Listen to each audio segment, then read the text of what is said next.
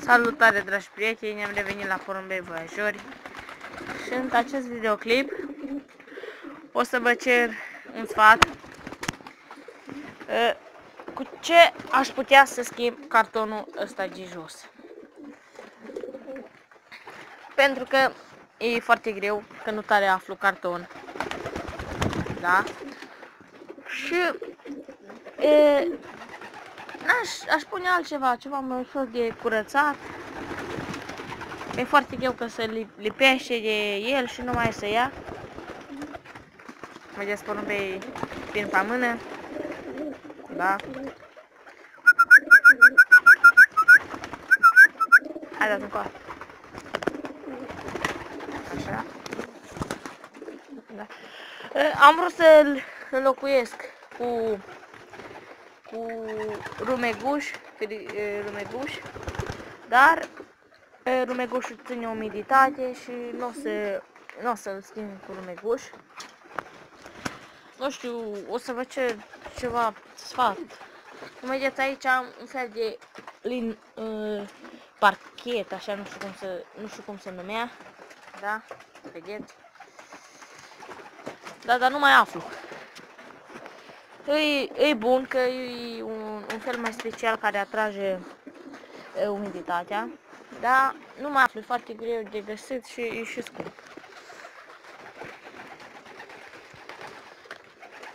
Da, aici sunt ouăle, trebuie să iasă. Nu știu dacă vedeți că îs mai închise la culoare. Da, îs mai închisă la culoare.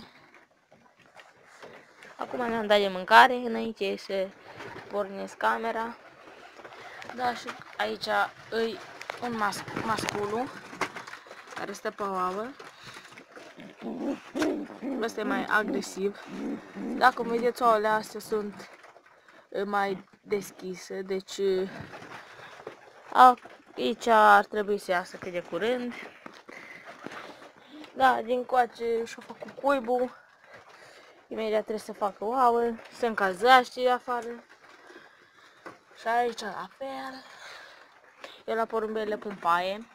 Acolo nu, acolo e numai mizerie. La porumbei eu le pun paie, pentru că e mai natural. Că cum vedeți, porumbei ăștia voiajori care am, nu-i pot elibera numai pe cocoșul acesta. Ăla e acolo. Stați așa să vi arăt. Așa. Că nu văd așa. Și așa. Nu.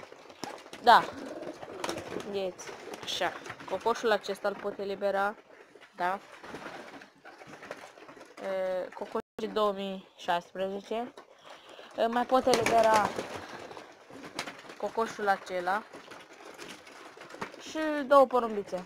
O porumbiță albă cu un pic de negru pe coadă. Dacă vedeți negru, stați să vedeți de se vede. Da, vedeți acolo o pată neagră. Și porumbița la cocoșul acela, care este porumbița. Nu văd acum. Haideți încoace. Aia. Da, asta. De aici. Deci seamănă, vedeți.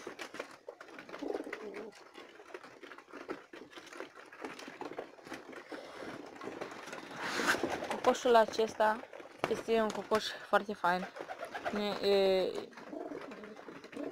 Cum vedeți, are un nas mare, da, și pupila încă e mare. Da, acesta este tatăle ouălor de aici. Nu e așa de agresiv.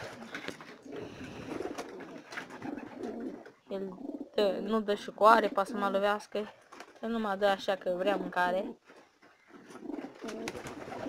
Cum vedeți, acela e porumbelul care tot îmi dă cu ciocul în ochi. Nu știu ce are, dar după ochi meu dă și mă lovea. Asta e porumbița mea King, singura care o am. Și care am împerecheat-o cu un cocoș de-al lui frate, dar nu ne-o scos, că nu-i bună. Nu ne-o scos ouă, adică o scos ouă numai că nu fă cocoșite. Dar tot o țin că e o porumbiță foarte cu minte. Și aș vrea să vă întreb dacă ați mai văzut porumbei cu culoarea aia.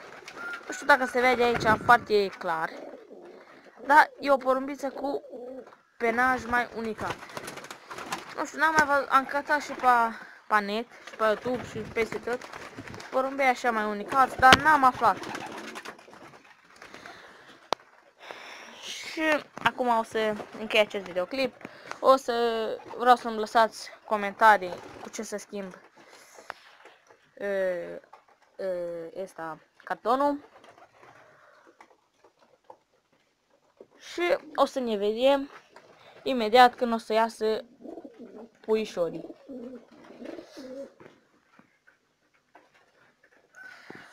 Da, când ce o să iasă pui de aici și aia, o să fac un nou videoclip.